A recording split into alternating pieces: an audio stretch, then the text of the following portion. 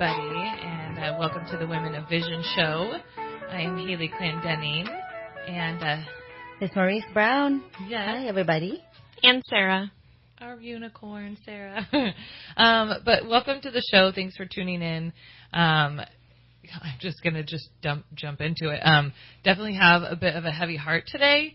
Want to kind of go over some things with you guys. It's definitely not going to be one of our typical shows today. We kind of have something a little bit more important to convey. So, I just, just like I said, I'm a little sad, heavy heart. There's just so much turmoil going on in our country right now. And, in our town, too. Yeah, exactly. It hits home for everyone, I think, and especially after we're just now coming out of, if you didn't call it coming out of the COVID situation, which has been extremely difficult to deal with in the first place, just getting our community kind of up and running again. So, we are lucky that we have a platform. And so we just want to share some information with you guys. And, I'm probably not going to articulate super well, to be honest with you guys today, because I'm just sad. That's really the main thing that I am feeling right now is just sadness for everything that's gone on, and definitely want, justice for the situation. Mm-hmm. And I just want everyone to be, use your voices in a peaceful way. Yeah. No, I mean, you're right. It's really hard to convey just because you're mourning, and there's a bit of mourning going on and grieving about all the losses and the lives, and so much information out there. It's hard to track or even pay attention to the news, and a lot of distraction.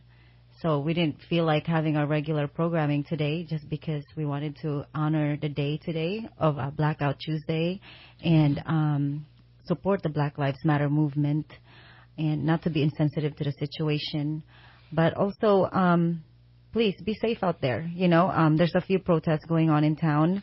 I just implore everybody to just approach this with nonviolence. I've been saying lead with love always.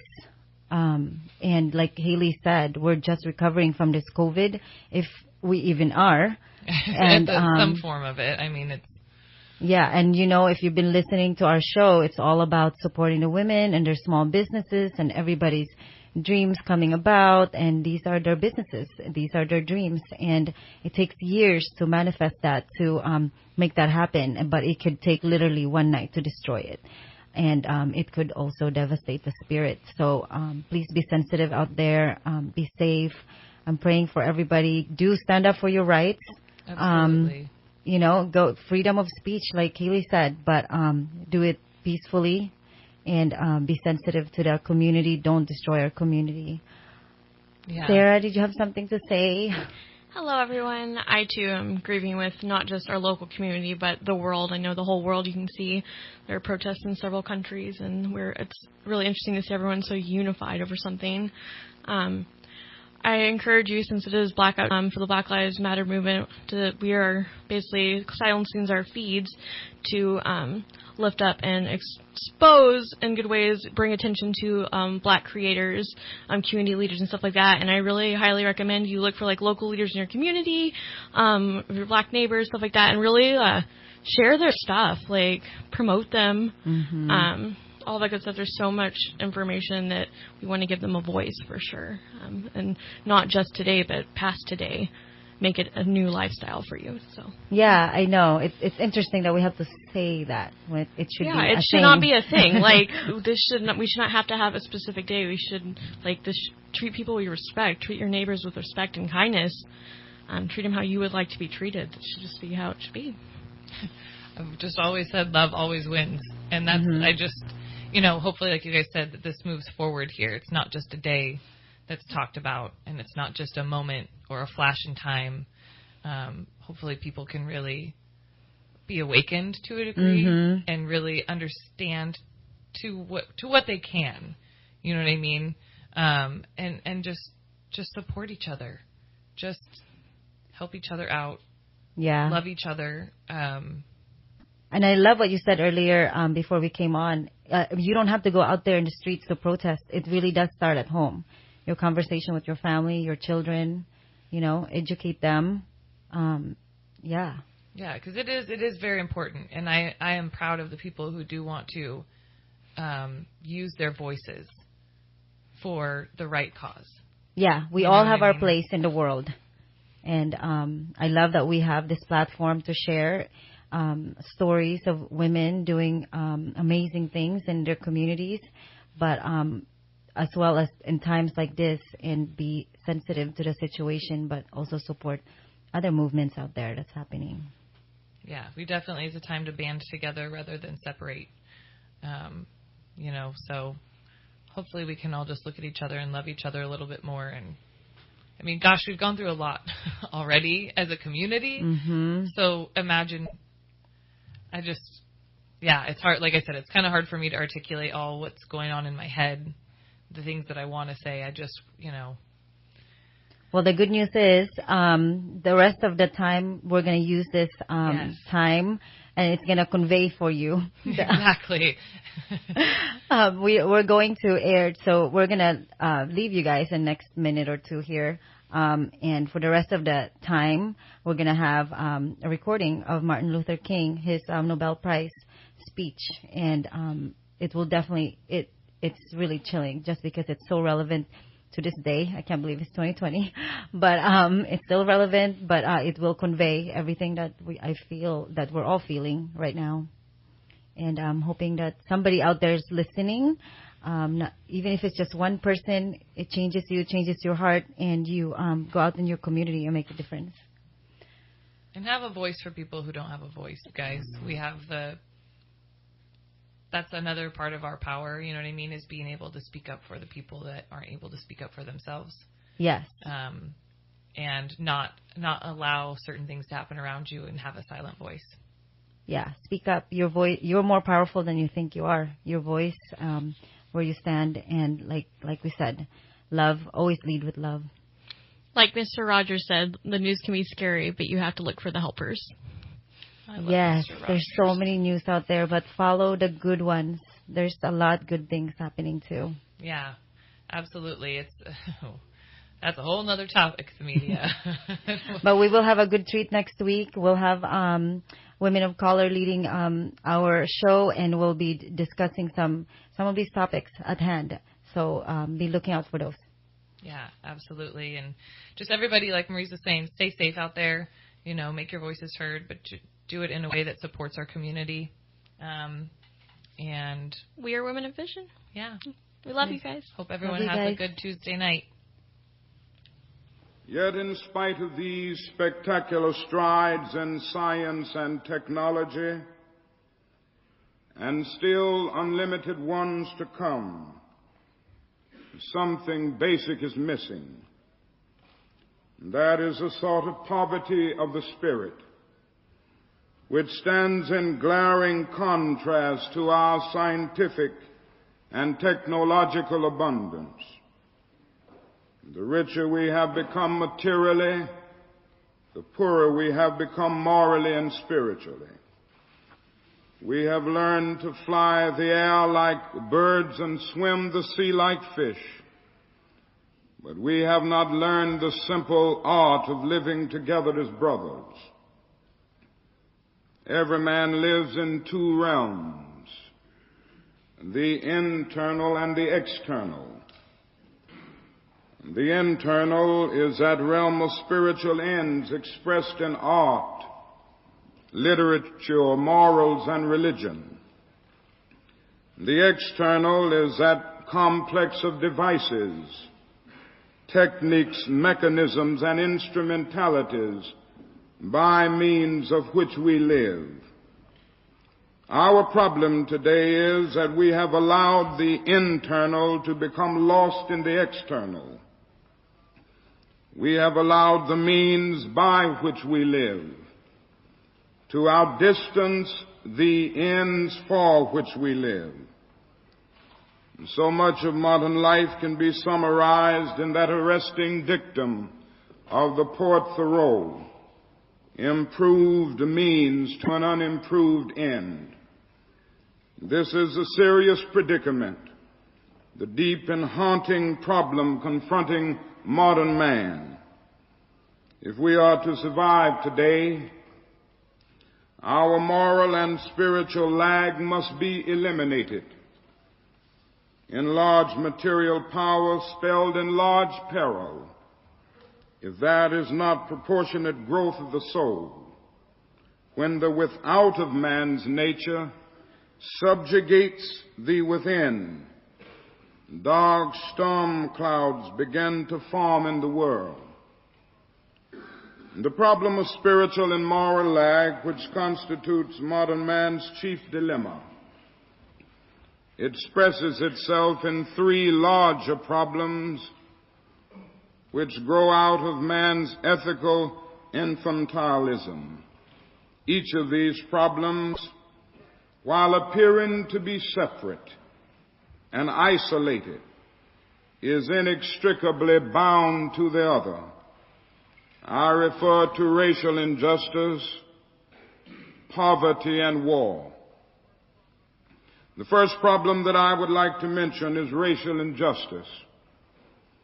The struggle to eliminate the evil of racial injustice constitutes one of the major struggles of our time.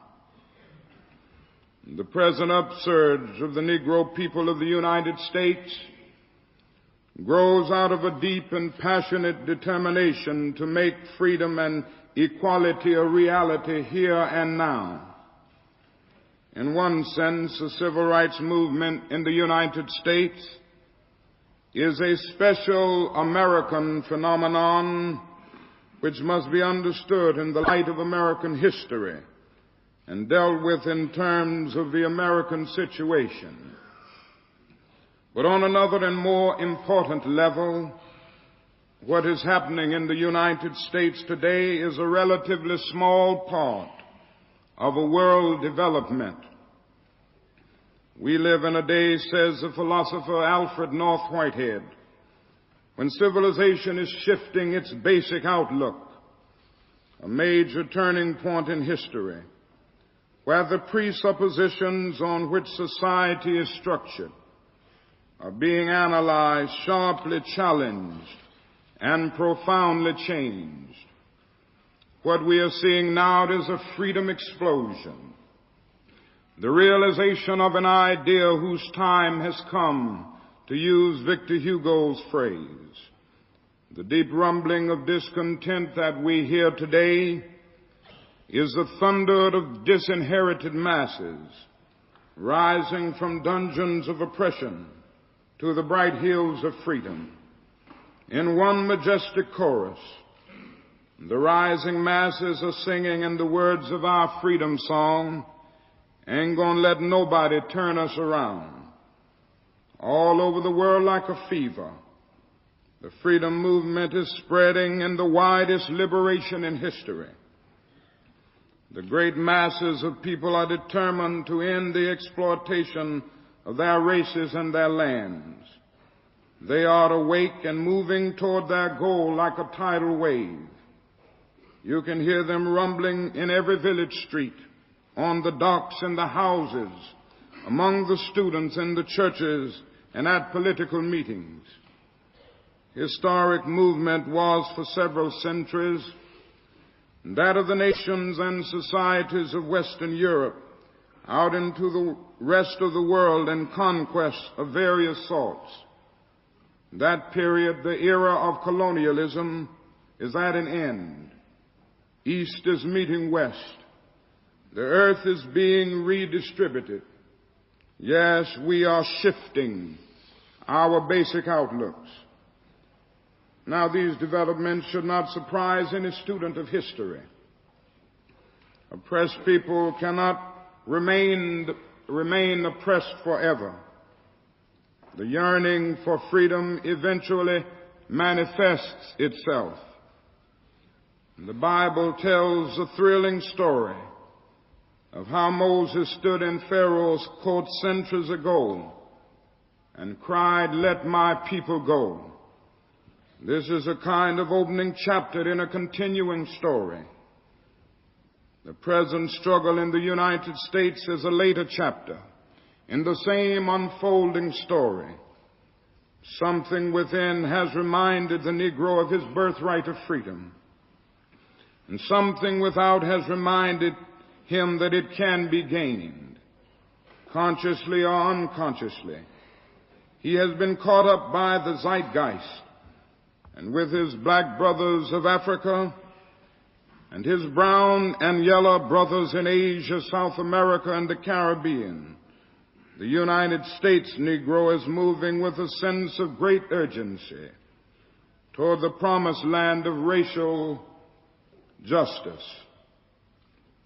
Fortunately, some significant strides have been made in the struggle to end the long night of racial injustice.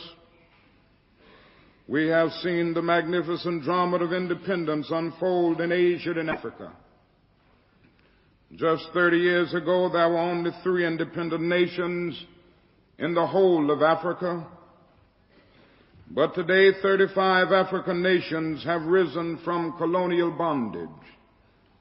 In the United States, we have witnessed the gradual demise of the system of racial segregation. The Supreme Court's decision of 1954 outlawing segregation in the public schools gave a legal and constitutional death blow to the whole doctrine of separate but equal. The court decreed that separate facilities are inherently unequal, and that to segregate a child on the basis of his race is to deny that child equal protection of the law. This decision came as a great beacon light of hope to millions of disinherited people. Then came that glowing day a few months ago when a strong civil rights bill became the law of the land. This bill, which was first recommended and promoted by President Kennedy, was passed because of the overwhelming support and perseverance from millions of Americans, Negro and white. It came as a bright interlude in the long and sometimes turbulent struggle for civil rights, the beginning of a second Emancipation Proclamation, providing a comprehensive legal basis for equality of opportunity. Since the passage of this bill, we have seen some encouraging and surprising signs of compliance. I'm happy to report that by and large, communities all over the southern part of the United States are obeying the civil rights law and showing remarkable good sense in the process. Another indication that progress is being made was found in the recent presidential election in the United States. The American people revealed great maturity by overwhelmingly rejecting a presidential candidate who had become identified with extremism, racism, and retrogression. The voters of our nation rendered a telling blow to the radical right. They defeated those elements in our society which seek to pit white against Negro and lead the nation down a dangerous fascist path. Now let me not leave you with a false impression. The problem is far from solved. We still have a long, long way to go before the dream of freedom is a reality for the Negro in the United States. To put it figuratively in biblical language, we have left the dusty soils of Egypt and crossed the Red Sea, whose waters had for years been hardened by a long and piercing winter of massive resistance. But before we reach the majestic shores of the Promised Land, that is a frustrating and bewildering wilderness ahead. We must still face prodigious hilltops of opposition and gigantic mountings of resistance. But with patient and firm determination, We will press on until every valley of despair is exalted to new peaks of hope, until every mountain of pride and irrationality is made low by the leavening process of humility and compassion, until the rough places of injustice are transformed into a smooth plain of equality and opportunity, and until the crooked places of prejudice are transformed by the straightening process of bright-eyed wisdom. What the main sections of the civil rights movement in the United States are saying is that the demand for dignity, equality, jobs, and citizenship will not be abandoned or diluted or postponed. If that means resistance and conflict, we shall not flinch. We shall not be cowed. We are no longer afraid. The word that symbolizes the spirit and the outward form of our encounter is nonviolence. And it is doubtless that factor which made it seem appropriate to award a peace prize to one identified with struggle. Broadly speaking, nonviolence in the civil rights struggle has meant not relying on arms and weapons for struggle. It has meant non-cooperation with customs and laws which are institutional aspects of a regime of discrimination and enslavement. It has meant direct participation of masses in protest rather than reliance on indirect methods, which frequently do not involve masses in action at all. Nonviolence has also meant that my people in the agonizing struggles of recent years have taken suffering upon themselves instead of inflicting it on others.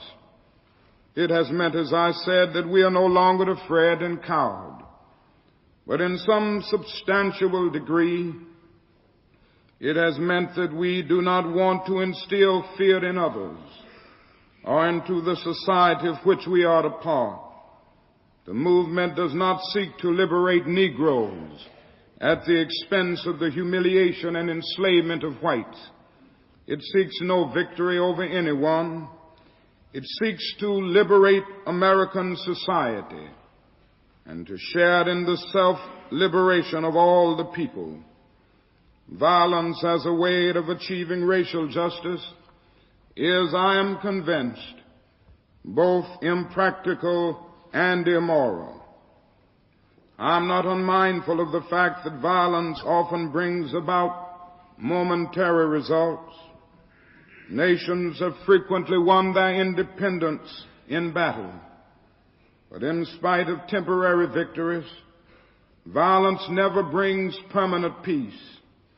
It solves no social problems.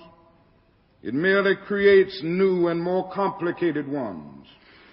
Violence is impractical because it is a descending spiral, ending in destruction for all. It is immoral because it seeks to humiliate the opponent rather than win his understanding. It seeks to annihilate rather than convert. Violence is immoral because it thrives on hatred rather than love. It destroys community and makes brotherhood impossible. It leaves society in monologue rather than dialogue. Violence ends up defeating itself. It creates bitterness in the survivors and brutality in the destroyers. In a real sense, nonviolence seeks to redeem the spiritual and moral lag that I spoke of earlier as the chief dilemma of modern man. It seeks to secure moral ends through moral means. Nonviolence is a powerful and just weapon. Indeed, it is a weapon unique in history, which cuts without wounding and ennobles a man who wields it. I believe in this method because I think it is the only way to reestablish a broken community. It is a method which seeks to implement the just law by appealing to the conscience of the great decent majority who through blindness, fear, pride, and irrationality have allowed their consciences to sleep. The nonviolent resistors can summarize their message in the following simple terms. We will take direct action against injustice. Despite the failure of governmental and other official agencies to act first, we will not obey unjust laws or submit to unjust practices. We will do this peacefully, openly, cheerfully, because our aim is to persuade. We adopt the means of nonviolence because our end is a community at peace with itself. We will try to persuade with our words. But if our words fail, we will try to persuade with our acts. We will always be willing to talk and seek fair compromise, but we are ready to suffer when necessary and even risk our lives in order to become witnesses to truth as we see it. This approach to the problem is not at all without successful precedent. It was used in a magnificent way by Mohandas K. Gandhi to challenge the might of the British Empire and free his people from the political domination and economic exploitation inflicted upon them for centuries.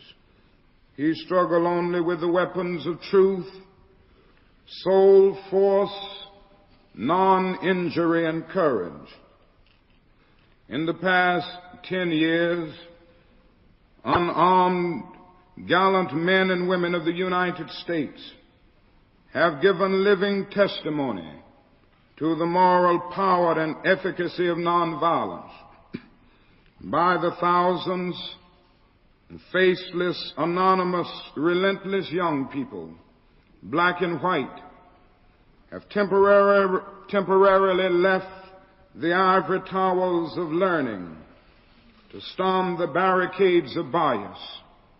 Their courageous and disciplined activities have come as a refreshing oasis in a desert sweltering with the heat of injustice. They have taken our whole nation back to those great wells of democracy which were dug deep by the founding fathers in the formulation of the Constitution and the Declaration of Independence. One day all of America will be proud of that achievement. I'm only too well aware of the human weaknesses and failures which exist, the doubts about the efficacy of nonviolence, and the open advocacy of violence by some, but I am still convinced that nonviolence is both the most practically sound and morally excellent way to grapple with the age-old problem of racial injustice. A second evil which plagues the modern world is that of poverty. Like a monstrous octopus, it projects its nagging, prehensile tentacles in lands and villages all over the world. Almost 2/3 of the peoples of the world go to bed hungry at night. They are undernourished, ill-housed, and shabbily clad. Many of them have no houses or beds to sleep in. Their only beds are the sidewalks of the cities and the dusty roads of the villages. Most of these poverty-stricken children of God have never seen a physician or a dentist. This problem of poverty is not only seen in the class division between the highly developed industrial nations and the so-called underdeveloped nations. It is seen in the great economic gaps within the rich nations themselves. Take my own country, for example. We have developed the greatest system of production that history has ever known. we have become the richest nation in the world. Our national gross product this year will reach the astounding figure of almost $650 billion. Yet at least one-fifth of our fellow citizens, some 10 million families, comprising about 40 million individuals, are bound to a miserable culture of poverty. In a sense, the poverty of the poor in America is more frustrating than the poverty of Africa and Asia. The misery of the poor in Africa and Asia is shared misery, a fact of life for the vast majority. They are all poor together as a result of years of exploitation and underdevelopment. In sad contrast, the poor in America know that they live in the richest nation in the world, and that even though they are perishing on a lonely island of poverty, they are surrounded by the vast ocean of material prosperity.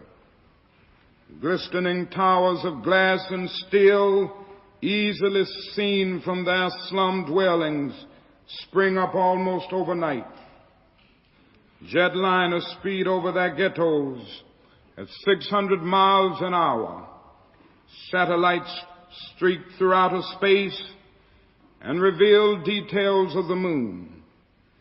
President Johnson, in his State of the Union message, emphasized this contradiction, and he heralded the United States' highest standard of living in the world and deplored that it was accompanied by dislocation, loss of jobs, and the specter of poverty in the midst of plenty.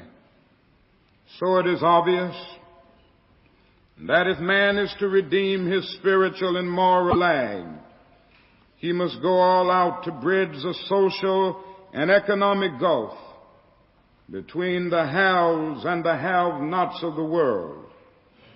Poverty is one of the most urgent items on the agenda of modern life. That is nothing new about poverty. What is new, however, is that we have the resources to get rid of it. More than a century and a half ago, people began to be disturbed about the twin problems of population and production. A thoughtful Englishman named Malthus wrote a book that set forth some rather frightening conclusions. He predicted that the human family was gradually moving toward global starvation because the world was producing people faster than it was producing food and material to support them. Later scientists, however, disproved the conclusions of Malthus and revealed that he had vastly underestimated the resources of the world and the resourcefulness of man. Not too many years ago, Dr. Kirtley Mather, a Harvard geologist, wrote a book entitled Enough and to Spare. He set forth the basic theme that famine is wholly unnecessary in the modern world. Today, therefore, the question on the agenda must read, why should there be hunger and privation in any land, in any city, at any table, when man has the resources and the scientific know-how to provide all mankind with the basic necessities of life? Even deserts can be irrigated and topsoil can be replaced. We cannot complain of a lack of land, for there are 25 million square miles of tillable land, of which we are using less than 7 million. We have amazing knowledge of vitamins, nutrition, the chemistry of food, and the versatility of atoms. That is no deficit in human resources. The deficit is in human will. The well-off and the secure have too often become indifferent and oblivious to the poverty and deprivation in their midst. The poor in our countries have been shut out of our minds and driven from the mainstream of our societies. because we have allowed them to become invisible. Just as nonviolence exposed the ugliness of racial injustice, so must the infection and sickness of poverty be exposed and healed, not only its symptoms but its basic causes. This too will be a fierce struggle, but we must not be afraid to pursue the remedy, no matter how formidable the task. The time has come for an all-out war against poverty. The rich nations must use their vast resources of wealth to develop the undeveloped, school the unschooled, and feed the unfed. Ultimately, a great nation is a compassionate nation. No individual or nation can be great if it does not have a concern for the least of these. Deeply etched in the fiber of our religious tradition is the conviction that men are made in the image of God and that they are souls of infinite metaphysical value, the heirs of a legacy of dignity and worth.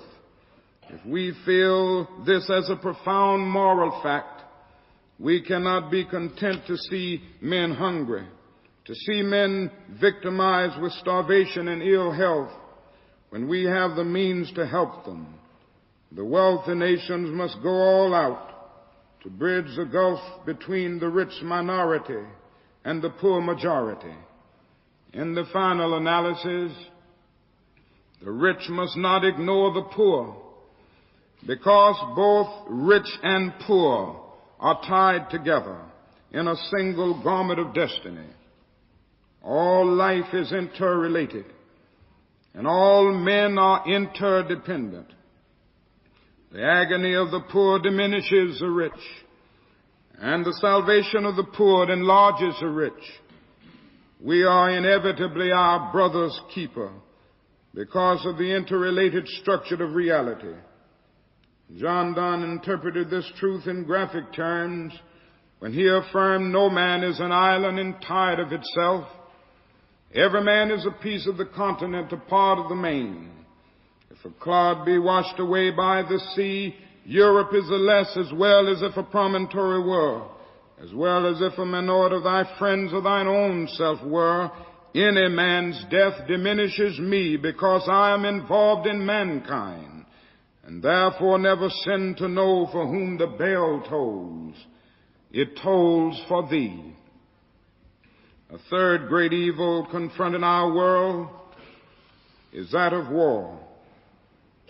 Recent events have vividly reminded us that nations are not reducing, but rather increasing their arsenals of weapons of mass destruction. The best brains in the highly developed nations of the world are devoted to military technology. The proliferation of nuclear weapons has not been halted in spite of the limited test ban treaty. On the contrary, the detonation of an atomic device by the first non-white, non-Western, and so-called underdeveloped power, namely the Chinese People's Republic, opens new vistas of exposure of vast multitudes, the whole of humanity, to insidious terrorization by the ever-present threat of annihilation. The fact that most of the time human beings put the truth about the nature and risk of the nuclear war out of their minds because it is too painful and therefore not acceptable does not alter the nature and risk of such a war. The device of rejection may temporarily cover up anxiety, but it does not bestow peace of mind and emotional security. So man's proneness to engage in war is still a fact. But wisdom born of experience should tell us that war is obsolete. There may have been a time when war served as a negative good by preventing the spread and growth of an evil force. But the destructive power of modern weapons eliminates even the possibility that war may serve as a negative good. If we assume that life is worth living and that man has a right to survive, then we must find an alternative to war.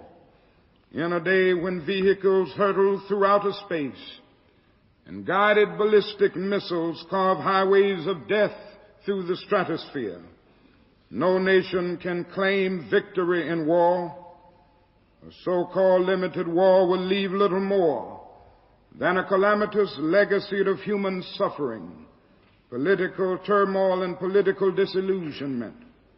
A world war, God forbid, will leave only smoldering ashes as a mute testimony of a human race whose folly led inexorably to ultimate death. And so if modern man continues to flirt unhesitatingly with war, he will transform his earthly habitat into an inferno such as even the mind of Dante could not imagine. Therefore, I venture to suggest to all of you and all who hear and may eventually read these words that the philosophy and strategy of nonviolence become immediately a subject for study and for serious experimentation in every field of human conflict, by no means excluding the relations between nations.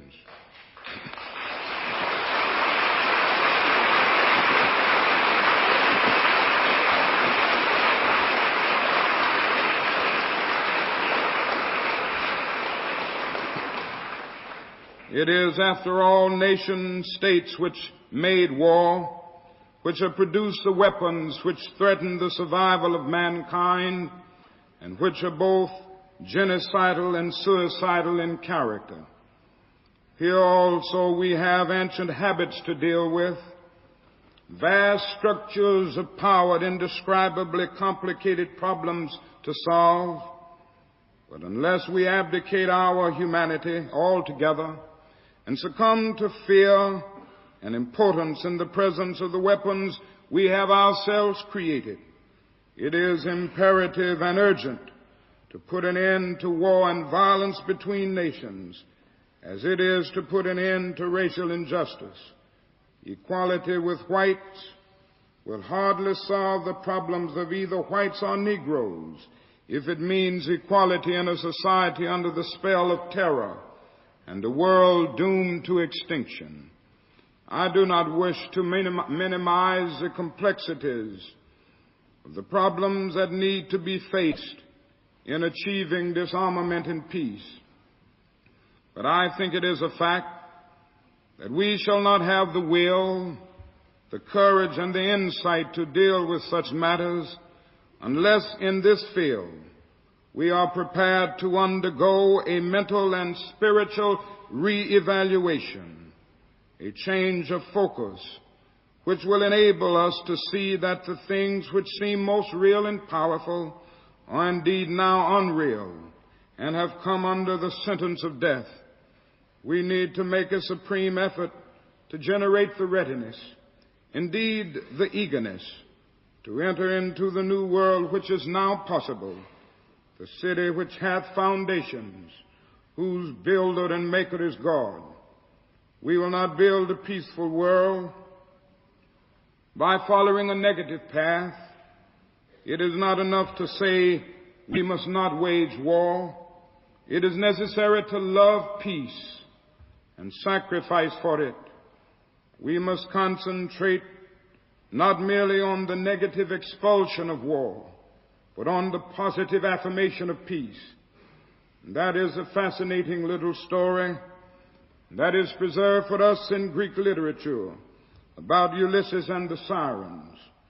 The sirens had the ability to sing so sweetly that sailors could not resist steering toward their island. Many ships were lured upon the rocks, and men forgot home, duty, and honor as they flung themselves into the sea to become embraced by arms that drew them down to death.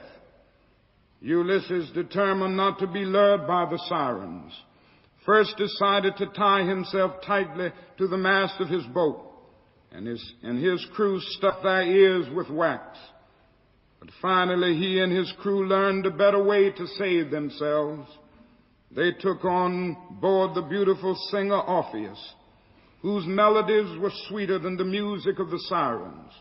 When Orpheus sang, who bothered to listen to the sirens? And so we must fix our visions not merely on the negative expulsion of war, but upon the positive affirmation of peace. We must see that peace represents a sweeter music, a cosmic melody that is far superior to the discords of war. Somehow we must transform the dynamics of the world power struggle from the negative nuclear arms race, which no one can win, to a positive contest to harness man's creative genius for the purpose of making peace and prosperity a reality for all of the nations of the world. In short, we must shift the arms race into a peace race. If we have the will and determination to mount such a peace offensive, we will unlock hitherto tightly sealed doors of hope and transform our imminent cosmic elegy into a psalm of creative fulfillment. All that I have said boils down to the point of affirming that mankind's survival is dependent upon man's ability to solve the problems of racial injustice, poverty, and war. The solution of these problems is in turn dependent upon man squaring his moral progress with his scientific progress and learning the practical art of living in harmony. Some years ago, the novelist died.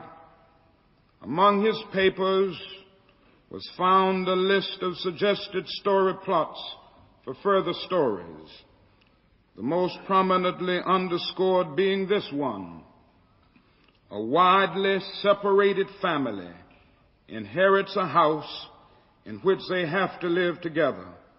This is a great new problem of mankind.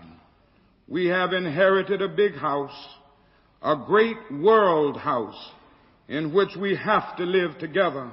Black men and white men, Easterners and Westerners, Gentiles and Jews, Catholics and Protestants, Muslims and Hindus, a family unduly separated in ideas, culture, and interests, who, because we can never again live without each other, must learn somehow in this one big world house to live with each other.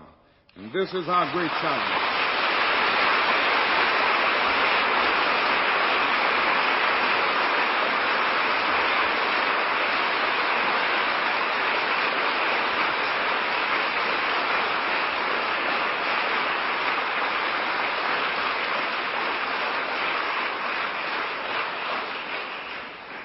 This means that more and more our loyalties must become ecumenical rather than sectional. We must now give an overriding loyalty to mankind as a whole in order to preserve the best in our individual societies. This call for a worldwide fellowship that lifts neighborly concern beyond one's tribe, race, class, and nation is in reality a call for an all-embracing and unconditional love for all men. This oft misunderstood and misinterpreted concept, so readily dismissed by the Nietzsches of the world as a weak and cowardly force, has now become an absolute necessity for the survival of man. When I speak of love, I'm not speaking of some sentimental and weak response, which is little more than emotional bosh. I'm speaking of that force which all of the great religions have seen as the supreme unifying principle of life. Love is somehow the key that unlocks the door which leads to ultimate reality. This Hindu, Muslim, Christian, Jewish, Buddhist belief about ultimate reality is beautifully summed up in the first epistle of St. John. Let us love one another, for love is of God, and everyone that loveth is born of God and knoweth God. He that loveth not knoweth not God, for God is love. If we love one another, God dwelleth in us, and his love is perfected in us. Let us hope that this spirit will become the order of the day. As Arnold Toynbee says, love is the ultimate force that makes for the saving choice of life and good against the damning choice of death and evil. Therefore, the first hope in our inventory must be the hope that love is going to have the last word. We can no longer afford to worship the God of hate or bow before the altars of retaliation.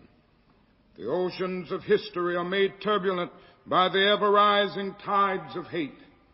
And history is cluttered with the wreckage of nations and individuals that pursued this self-defeating path of hate. Love is the key to the solution of the problem of the world. Let me close by saying that I have the personal faith that mankind will somehow rise up to the occasion and give new directions to an age drifting rapidly toward its doom. In spite of the tensions and uncertainties of this period, something profoundly meaningful is taking place. Old systems of exploitation and oppression are passing away, and out of the wombs of a frail world, new systems of justice and equality are being born. Doors of opportunity are gradually being opened to those at the bottom of society. The shirtless and barefoot people of the land are developing a new sense of somebodiness and carving a tunnel of hope through the dark mountain of despair.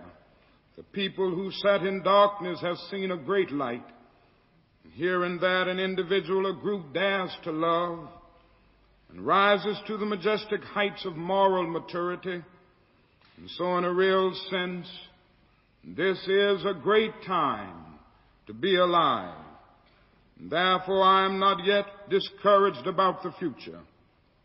Granted that the easygoing optimism of yesterday is impossible. Granted that those who pioneered in the struggle for peace and freedom will still face uncomfortable jail cells, painful threats of death, and they will still be battered by the storms of persecution, leading them to the nagging feeling at times that they can no longer bear such a heavy burden, and the temptation of wanting to retreat to a more quiet and serene life.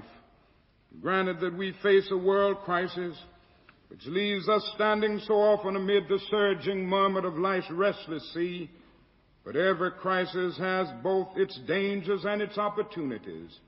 It can spell either salvation or doom. In a dark, confused world, the kingdom of God may yet reign in the hearts of men, and we will come to that great and glad day when men all over the world will be able to join hands, black men and white men, Jews and Gentiles, Protestants and Catholics, Hindus and Muslims, and sing in the words of the old Negro spiritual, free at last, free at last.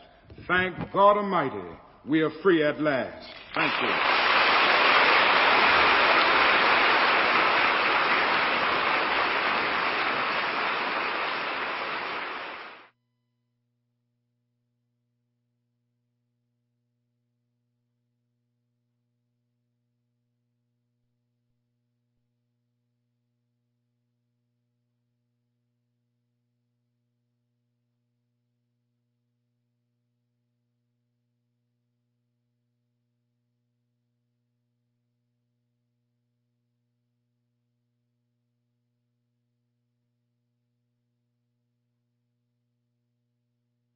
The news from Town Hall is brought to you on KCNR Shasta Redding by Shasta Regional Medical Center.